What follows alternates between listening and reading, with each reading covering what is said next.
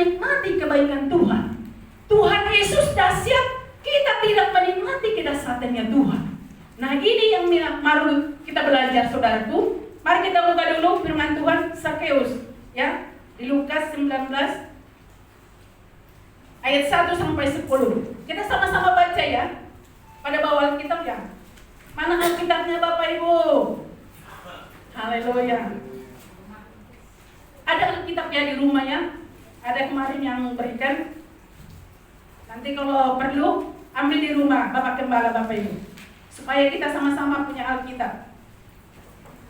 Kita buka Lukas 19 ayat 1 sampai 10. Kita baca sama-sama dengan hitungan yang ketiga. 1, 2, 3. Yesus masuk ke kota Yeriko dan berjalan terus melintasi kota itu. Di situ ada seorang bernama Sakeus, kepala pemungut cukai, dan dia seorang kaya.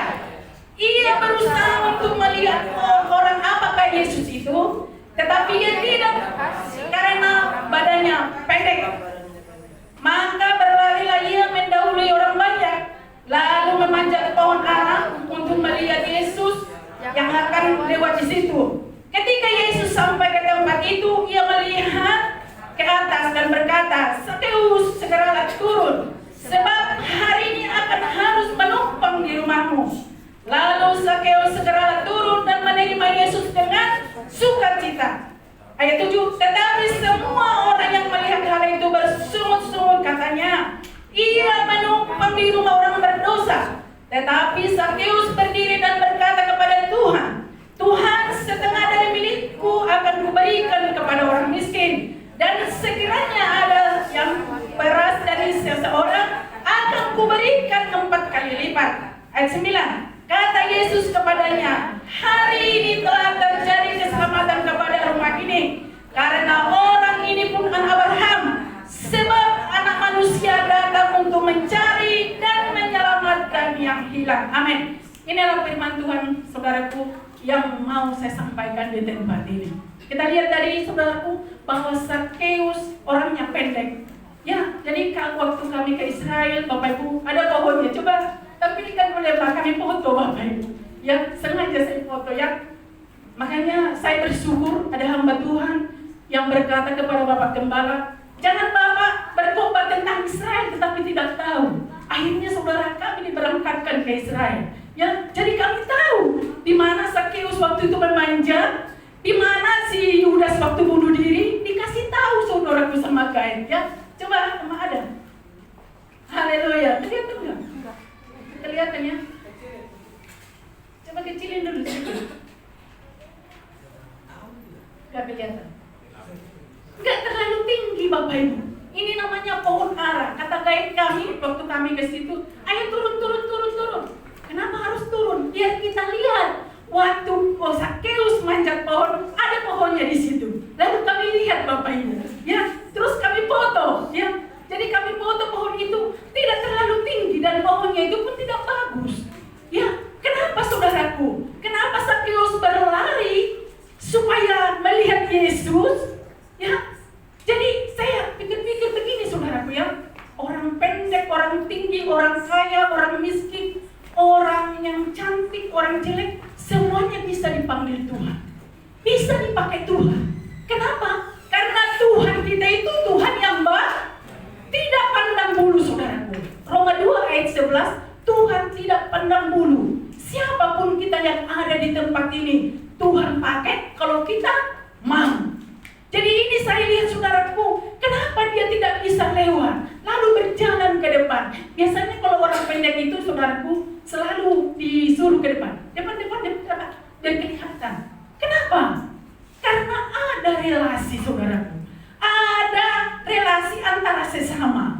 Ada relasi antara sama kawan saudaraku. Tetapi Sakeus nggak dikasih jalan. Padahal kalau kita lihat, dia sebenarnya kerja di pemerintahan Bapak Ibu.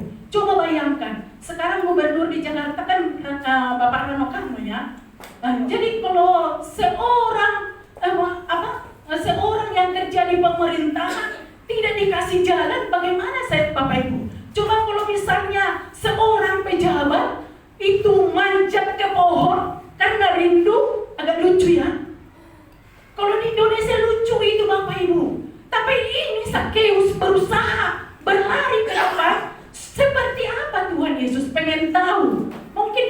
mendengar bahwa Tuhan Yesus itu baik. Tuhan Yesus itu dahsyat. Tapi tidak pernah merasakan Bapak Ibu. Karena dia seorang pemungut cukai. Kalau dikatakan saudara pemungut cukai itu kerja di pemerintahan yang selalu mengambil pajak dan juga memeras rakyat. Jadi dikatakan ini termasuk orang berdosa juga Bapak Ibu. Ya, orang berdosa. Jadi dia manjat ke pohon. Ya, jadi saya ambil kesimpulan dari satu sini, perlu kita mempunyai relasi Bapak Ibu.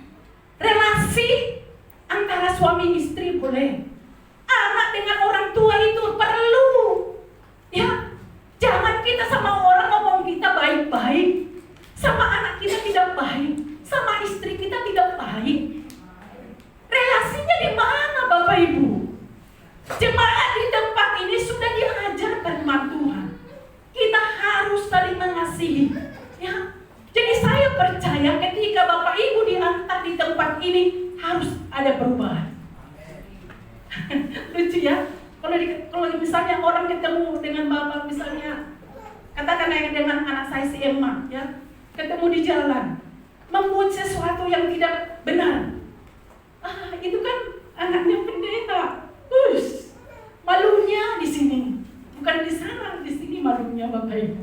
Jadi jemaat juga kalau misalnya membuat sesuatu yang tidak sesuai dengan firman Tuhan, itu kan jemaatnya Pak Sirait. Padahal sudah dididik di tempat ini Bapak Ibu. Amin. Firman Tuhan sudah diberikan kepada kita masing-masing, tinggal melakukannya Bapak Ibu. Jadi harus ada relasi. Bapak, suami harus ada relasi dengan istri. Ya, harus ada perubahan. Cara berbicara harus ada perubahan. Ya, jangan lagi kita merasa kalau bapak-bapak di sini tidak ada lagi ya Bapak Ibu di luar sana yang merasa raja. Merasa raja karena dari sana sudah raja sampai ke sini pun raja. Ya. Jadi kita sama di hadapan Tuhan. Tadi Roma 2 ayat 11 dikatakan tidak ada perbedaan. Semua kita sama di mata Tuhan. Tidak ada perbedaan. Cuma hanya begini ya Bapak Ibu. Istri harus menghormati suami. Suami mengasihi istri. Anak-anak hormat kepada orang tua. Itu kuncinya. Jadi korelasi kita sudah baik-baik di dalam rumah tangga kita, di dalam keluarga kita, tentunya relasi kita juga sama orang lain bisa baik-baik. Apalagi sama Tuhan. Ya. Jadi kalau saya percaya semua bapak-bapak yang ada di tempat ini sudah berubah. Jadi ketika berbicara dengan istri, saya agak juga ya Bapak Ibu, agak tertuduh juga saya ya ketika hamba Tuhan teleponan sama suami. Lembut, aduh saya kalah saudaraku. Ya, halo, ya Papi, ya Papi, saya belum bisa seperti saudara. Kalau Bapak gembala telepon, apa Pak? Tapi kadang-kadang Bapak gembala ini terlalu kepo. Ketemu sama orang, ini istri saya, video call, ini istri saya. Ya terlalu pede saudara, padahal saya malu sebagai istri. Ya, jadi puji Tuhan Bapakku. Jadi bapak-bapak yang ada di tempat ini, relasi yang baik sama istri supaya diberkati. 2 orang sepakat loh. Belum 3, baru 2 orang. Jadi suami sama istri harus sepakat. Kalau satu ke kiri, satu ke kanan, bagaimana diberkati Tuhan Bapak Ibu? Ya, memang di sini sudah lurus semua di situ, tetapi kita tingkatkan lagi. Ya, istri juga seperti itu, bukan hanya suami, istri juga. Kadang-kadang kalau di kami orang Korea, di orang Batak Bapak Ibu, makanya ada pepatah begini, sudah dikasih hati pengen jantung. Artinya begini Bapak Ibu, suami sudah baik-baik, maunya lebih baik lagi, akhirnya bertingkah, istri bertingkah. Di sini ada istri? Ada istri dari sini? Haleluya. Jangan bertingkah. Kalau suami sudah baik-baik, kita lebih baik lagi. Karena kita ibu-ibu ini adalah penolong ya. Penolong kepada suami. Jadi ketika suami bekerja, berdoalah kepada Tuhan supaya suami diberkati. Kalau suami diberkati, diberkati juga kan? Iya kan? Jadi kalau suami sudah pergi bekerja, berdoalah di rumah, ibu-ibu. Jangan ngerumpi, jangan pergi ke sana ke sini. Berdoa kepada Tuhan supaya suami diberkati Tuhan ketika bekerja. Puji Tuhan, kalau suami pulang dengan selamat, udah luar biasa. Ya. Jadi jangan kita bertingkah sebagai suami sudah bertobat, istri haleluya. Sini nggak ada lagi tuh. Sana sini yang ada. Puji Tuhan, di sini tidak ada lagi. Haleluya. Ya. Jadi saya percaya ibu-ibu di tempat ini luar biasa. Angkat dulu jempolnya, ibu-ibu. Haleluya, puji Tuhan. Semua di sini sudah dibenarkan oleh Tuhan, oleh kebenaran firman Tuhan. Dan saya pelajari saudara, kenapa Zakheus tidak bisa lewat? Karena tidak ada relasi kepada orang. Dia seorang kaya, terus dia sombong, dia angkuh. Ya, bagaimana sih seorang yang suka memeras? Ya, pasti nggak disukai orang. Jadi kalau di kami saudaraku, kalau ada seperti itu, pura-pura nggak lihat itu. Matanya sebenarnya ada dua, tapi pura-pura nggak lihat. Ini nggak ada relasinya kepada orang. Tetapi setelah dipanggil ada relasinya saudaraku. Kita baca ya. Jadi saya angkat tema ini saudaraku, perjumpaan dengan Tuhan. Yesus mengubah hidup. Nah, ketika kita berjumpa dengan Tuhan harus berubah. Itu. Jadi kalau firman Tuhan katakan, dari buahnya lah kamu melihat. Pohon apa dia? Apa pohon mangga? Gak mungkin pohon mangga berbuah pohon jambu. Itu gak masuk akal. Dikatakan firman Tuhan, dari buahnya kamu melihat. Ya, buahnya itu seperti apa? Asam, manis, tawar. Ya, jadi ini kita lihat Bapak Ibu. Setelah berjumpa dengan Tuhan, apa yang Zakheus lakukan? Yang pertama, bersukacita. Nah, ini kita buka bersukacita ya. Kita lihat ayat 6-nya. Haleluya. Ayat 6 dikatakan, lalu Zakheus segera turun dan menerima Yesus dengan sukacita. Jadi ketika kita ada di tempat ini harus bersukacita. Jangan karena paksaan. Ayo, ke gereja. Gak ada enak saudaraku. Harus bersukacita ketika kita disuruh ibadah, bersukacita. Amen. Ya, dalam sukacita kita diberkati tuh. Amen. Coba kalau nggak sukacita Bapak Ibu, cemberut aja. Seperti muka saya sudah jelek, tambah jelek lagi. Cemberut seperti itu saudara. Ketemu sama orang tidak pernah senyum. Ketemu sama saudara tidak pernah senyum. Ya. Jadi saya bangga saudaraku tinggal di taman modern. Sekalipun orang-orang kaya di situ, kalau ketemu olahraga, selamat pagi Bu, selamat pagi Pak, enak banget Bapak Ibu. Ya, jadi kita kalah sebagai anak-anak Tuhan. Jadi ini bersukacita. Ya, ketika Zakheus bertemu dengan Tuhan, dia bersukacita. Wah, sukacitanya luar biasa. Ya, tidak disangka-sangka. Ketika Tuhan memanggil Zakheus, turun. Dikatakan Yesus, hari ini saya akan menumpang di rumahmu. Oh, dia sukacita. Girang banget ya Bapak Ibu. Jadi kita pun anak-anak Tuhan harus bersukacita. Ya, sesama kita pun harus bersukacita. Ya, jangan ada di antara kita Bapak Ibu tidak ada rasa nyaman, tidak ada rasa gimana gitu ya. Padahal di sini Bapak Ibu, kita tadi sudah angkat pujian. Oh betapa indahnya bila saudara seiman hidup dalam persatuan. Itu kan kita di tempat ini saudara seiman.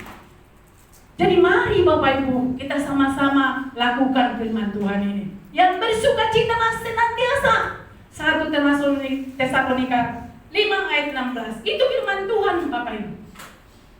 Bersukacitalah senantiasa, karena itu yang dikehendaki Tuhan. Jadi ketika kita sudah dipanggil Tuhan, sudah dipilih Tuhan di tempat ini, bersukacitalah. Amin. Amin. Amin. Coba senyum dulu kiri kanan.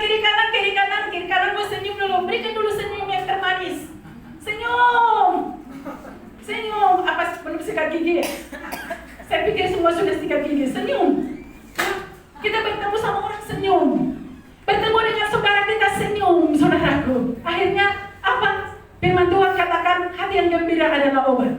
Ya, jadi kalau kita murung, aduh itu yang menimpa kita. Akhirnya kita sakit hati, sakit jantung, semuanya sakit. Kaki pun sakit, kepala pun sakit, mata pun sakit, semuanya sakit.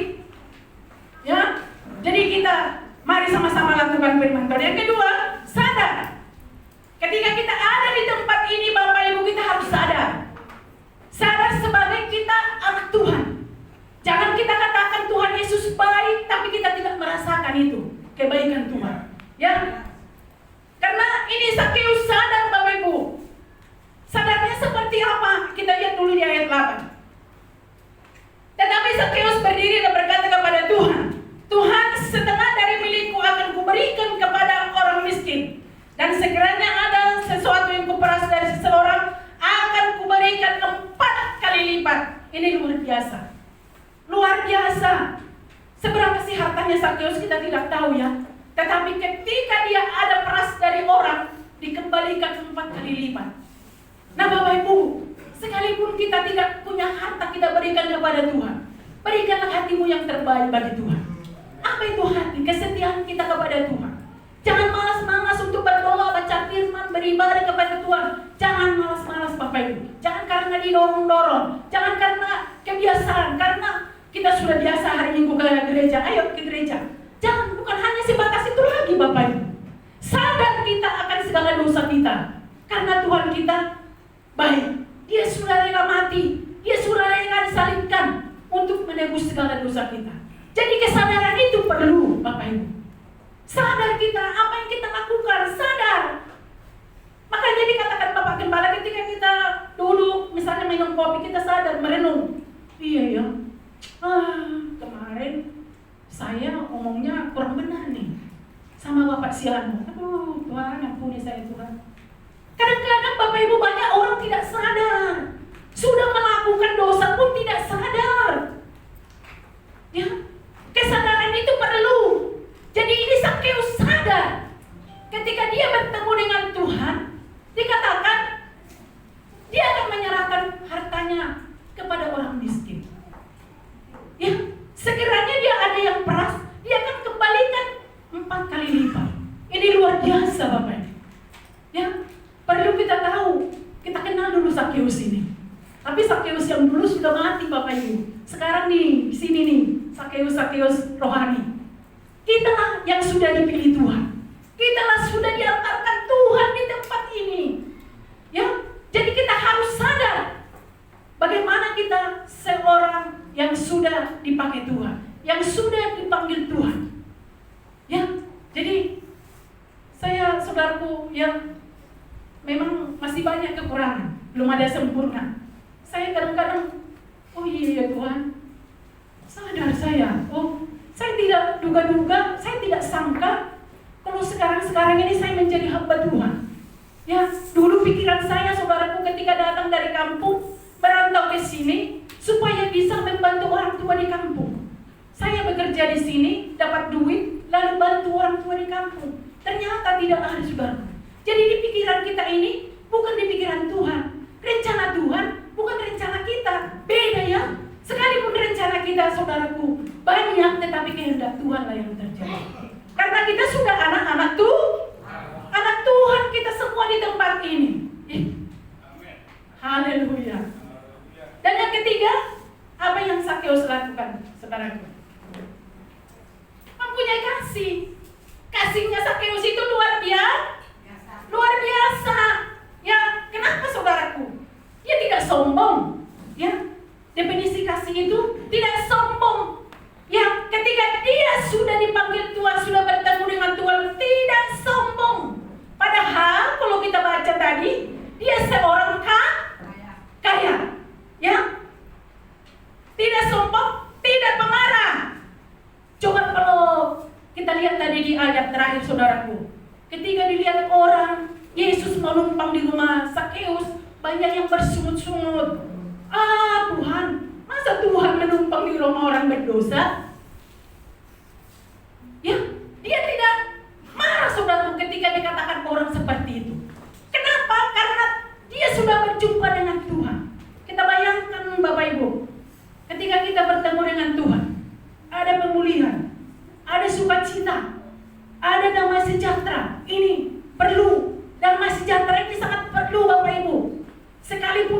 kantong kita penuh uang, ya, lemari kita penuh uang. Kalau tidak ada damai sejahtera, hambar.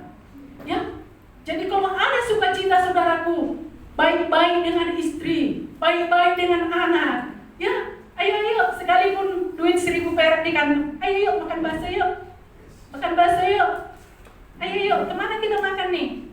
Itu baru akad jempol, ya. Jadi kalau Bapak Sarip, jangan cuma makan berdua Pak, ajak yang lainnya, ya. Pak Sarip luar biasa Bapak Ibu, setiap minggu kemana? Ke Marunda, makan berdua, luar biasa, ya. Tapi maaf ya Bapak Arif, jangan karena sekarang kasihnya luar biasa, nanti kasihnya sudah mulai turun, kendor, akhirnya hambar, ya. Kasihnya harus tetap sama seperti yang tadi saya sampaikan, buahnya itu harus tetap. Jangan sekarang tomat, besok tomat lagi. Sekarang tomat, besok tobat. Besok tobat, sekarang tomat. Itu namanya Kristen tomat. Kadang tobat, kadang nggak tobat. Haleluya. Jadi ini tidak marah. Sakeus ketika dikatakan orang seperti itu tidak marah. Masih ada di sini yang suka marah? Masih banyak? Jangan kita permalukan Tuhan Bapak Ibu. Jadi saya sampaikan di tempat ini, ya. Tadi sudah sampaikan relasi itu perlu, antara istri dengan suami harus perlu, saudara. Memang tidak ada yang sempurna. Ya, saya sama Bapak Gembala aja masih sering berbeda pendapat. Tetapi jangan sampai berlarut-larut. Ya, dari malam sampai pagi, dari pagi sampai malam, terus cemberut. Ya, mau makan pun gak enak hati. Gimana mau makan enak hati? Kita gak sepaham dengan istri, tidak sepaham dengan suami. Ya, jadi ketika kita ada relasi kita baik-baik, Bu Mariati bikin dulu nasi. Sukacita kan Ibu? Sukacita kan? Tapi coba kalau tidak enak, Ibu Mariati bikin dulu nasi. Bikin aja sendiri. Ambil setong. Ingat banget. Haleluya. Jangan ya Bapak Ibu ya. Jadi sadar kita marah saat ini. Jangan pemarah, jangan suka marah-marah, nggak ada artinya. Ya itu mari kita baca di Mazmur 37. Berhentilah marah dan tinggalkanlah panas hati. Jangan marah, itu hanya membawa kepada kejahatan. Itu firman Tuhan, bukan saya yang ngomong, firman Tuhan. Jadi kalau masih ada marah-marah, jangan ya. Sekarang lepaskan itu. Sekarang kita kan berjamuan kudus. Nanti saya belum berjamuan kudus, berdoa dulu. Jangan suka marah-marah, apalagi marah-marah sama istri. Wah, luar biasa. Padahal istri dari depan ke tengah, dari tengah ke belakang, balik lagi, nyapu lagi, nyuci piring lagi, nyuci lagi, gosok lagi. Waduh, ditanya kerja di mana istrinya? Gak punya kerjaan? Gak punya kerjaan istri di rumah. Udah 24 jam di rumah. Dari depan ke belakang, dari belakang ke depan, bolak-balik, hanya untuk keluarga. Sadar kita Bapak Ibu. Ya, di sini saya pikir sudah hampir lulus. Tidak ada lagi di sini yang marah-marah. Ya, jangan Bapak Ibu, jangan, kasihan. Jangan kau marahin suamimu ketika pulang dari kerjaan gak bawa duit. Berapa kau bawa Pak? Nggak ada. Ini. Masa sih? Wush, luar biasa. Tapi jangan ya Bapak Ibu, berdoa. Ketika suami pulang dengan selamat pun itu udah puji Tuhan banget. Bagaimana kalau tidak pulang, tidak balik ke rumah? Sudah dicegat di sana saudaraku, di pertigaan. Ya. Jadi kalau pulang masih bersyukur kepada Tuhan. Sekalipun saudaraku, firman Tuhan katakan cukupkan apa yang ada. Jadi kita di tempat ini sudah di tempat, cukupkan apa yang ada. Kangkung ada, makan. Tempe ada, makan. Jangan bersungut-sungut, aduh. Zaman sekarang ini nggak ada lagi saudara. Hati-hati, ya. Jangan marah ya. Jangan lagi pemarah sama anak-anak. Waduh, apalagi kalau lu keluar kebun binatang yang di ragunan? Masih ada? Masih ada enggak? Hah? Aduh, kasihan banget nih, aduh. Saya sebagai guru anak, kasihan banget saya, aduh. Padahal di sini sudah dididik. Itu biarkan di Ragunan. Kebun binatang itu di Ragunan, bukan di rumah kita, Bapak Ibu. Ya, kalau di rumah kita itu anak-anak yang baik, belajar berperkatakan, karena di mulut kita ini ada kuasa ya. Ketika kita katakan anak kita jahat, nanti jadi jahat. Ingat. Tapi kalau kita katakan, oh anak ini baik, dari jahat tadinya jahat, nanti lama-lama baik. Perkatakan yang baik, ya. Kalau saya dulu di kampung Bapak Ibu, banyak teman sekampung saya itu kalau marah sama anaknya, wush, luar biasa. Ada yang ini, ada yang monyet. Kalau dikatakan monyet kan puas dari mulut kita. Yang paling kecil lagi, babi. Aduh. Jangan ya Bapak Ibu. Saya bukan sudah lulus, tapi dijauhkanlah itu untuk berkata seperti itu. Makanya anak-anak saya kan ganteng-ganteng. Dia anak saya ganteng banget. Cantik-cantik kan? Ganteng kan? Haleluya. Ya, sekalipun dikatakan orang, masa kamu udah tua masih ini? Oh, enggak apa-apa. Itu demi keluarga. Keluarga saya perlu, saudaraku, saya bangga. Apapun kata orang, saya tidak peduli. Ya, karena saya lihat anak-anak saya semua melayani Tuhan. Baik-baik untuk melayani Tuhan. Jadi Bapak Ibu, keluarga di tempat ini harus seperti itu. Terutama saudaraku kepada istri kita, suami kita. Kan kata Tuhan 2 orang sepakat itu, perlu. Jadi kalau suami istri sepakat, kita diberkati Tuhan. Terus apa lagi? Tidak menyimpan kesalahan orang lain. Ada kebencian. Sakeus sekalipun sudah begitu, saudaraku, tidak ada rasa benci kepada orang. Jadi kita pun diajar Tuhan, jangan ada kebencian di hati kita. Ini kesalahan orang lain 2 tahun yang lalu masih kita ingat sekarang. Bagaimana kita mau diberkati Tuhan? Padahal firman Tuhan katakan, kalau kamu mengampuni kesalahan orang lain, Tuhan juga mengampuni kesalahanmu. Jadi kalau kita ada di tempat ini, misalnya kita masih menyimpan dendam, masih menyimpan kesalahan orang, apa artinya kita beribadah? Padahal tujuan kita supaya hidup kita diberkati Tuhan. Diberkati. Jadi saya ingatkan kepada kita supaya jangan ada menyimpan kesalahan orang lain. Itu nanti menjadi penyakit Bapak Ibu. Tadinya sedikit, saya enggak fair sama situ. Masih sedikit saudara. Lama-lama nanti tambah banyak, masih membengkak. Akhirnya meledak. Itu menjadi penyakit. Jadi jauhkan dari kita segala kebencian.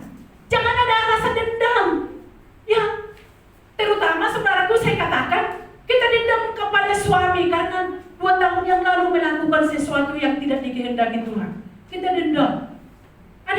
Padahal firman Tuhan katakan, yang lalu sudah berlalu, sesungguhnya yang baru sudah datang.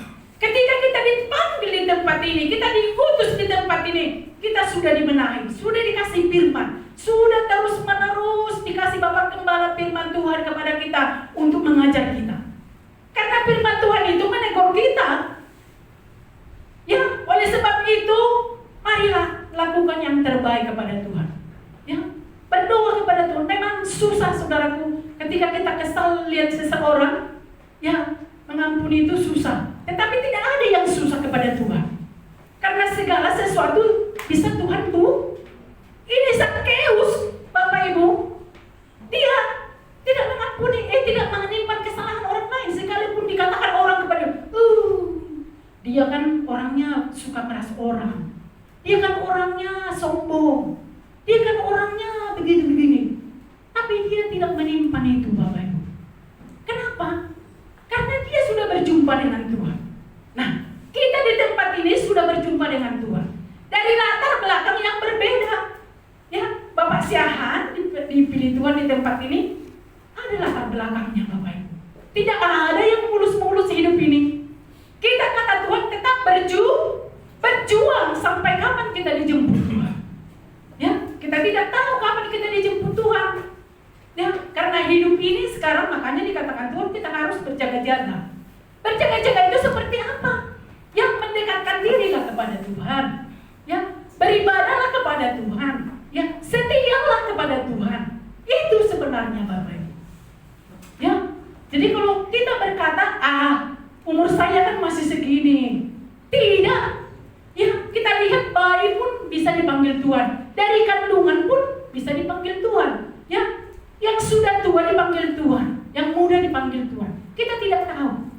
kita dipanggil Tuhan kita tidak tahu.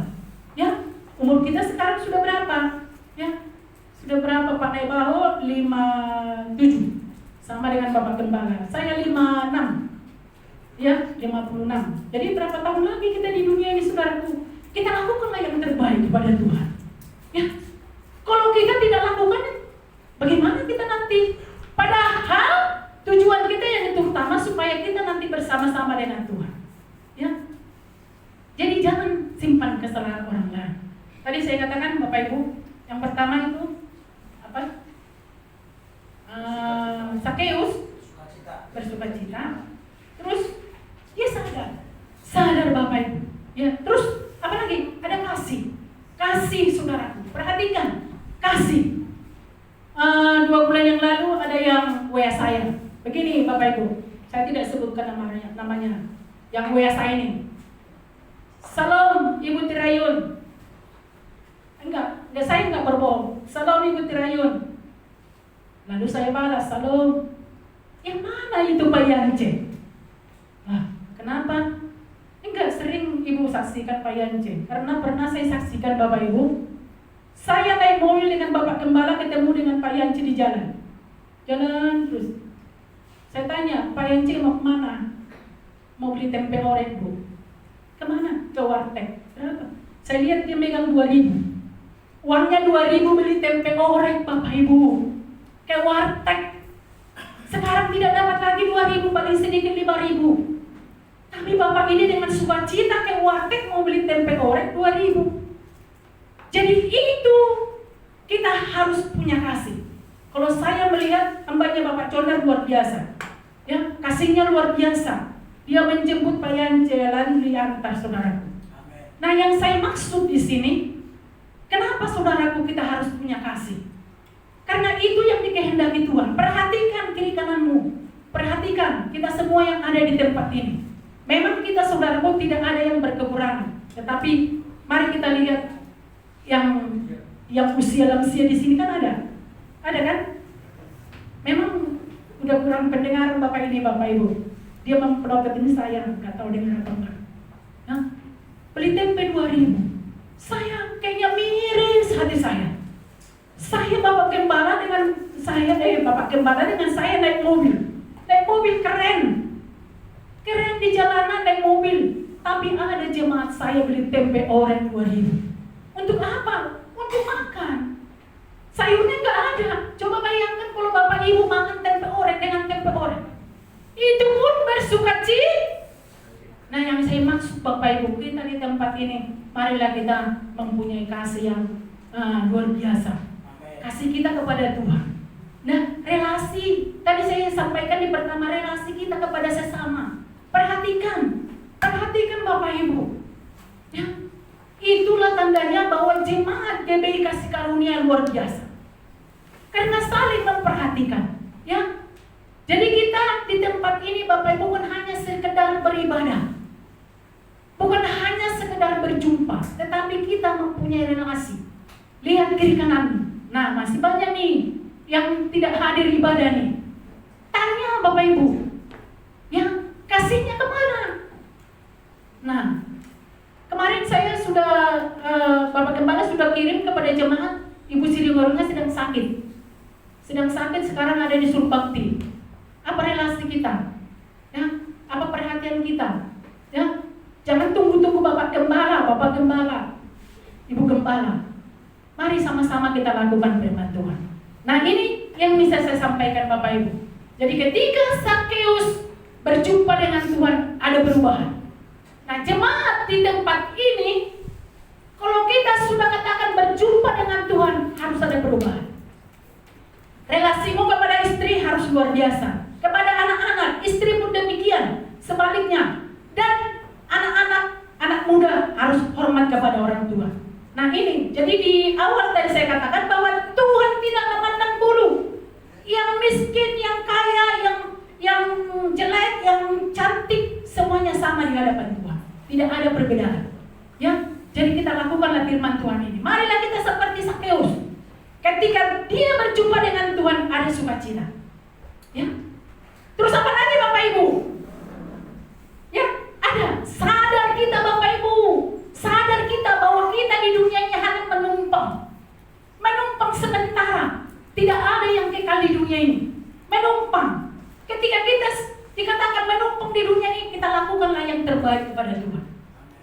terakhir apa Bapak Ibu? Ada kasih kita. Kasih kita kepada Tuhan. Kasih kita kepada sesama. Kasih kita kepada keluarga. Masih banyak keluarga kita, saudaraku, yang belum percaya kepada Tuhan.